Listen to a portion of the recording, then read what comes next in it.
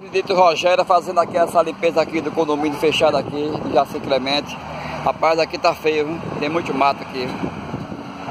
O bocado aqui tá quente, viu?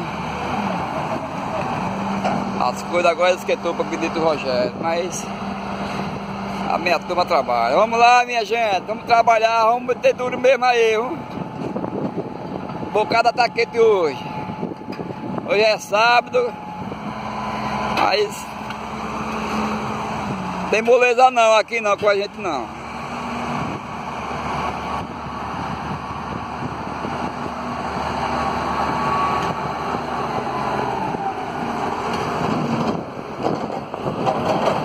Muito lixo mesmo aqui no condomínio. Fizeram a limpeza aqui de mato aqui, meu amigo, que a bocada aqui tá quente. Isso aqui tudo é mato, limpa de mata. Rapaz! Opa, pra capim do meu som. Aê, menino!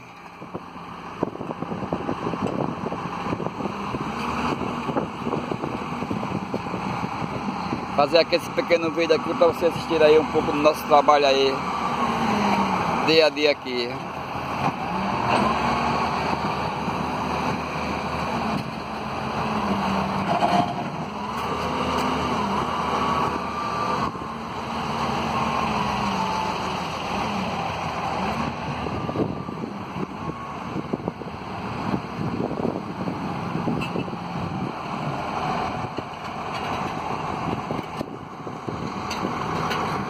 Obrigado aí a todos que curtiram esse pequeno vídeo aí.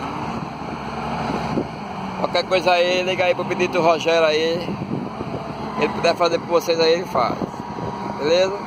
Tchau aí pra todos.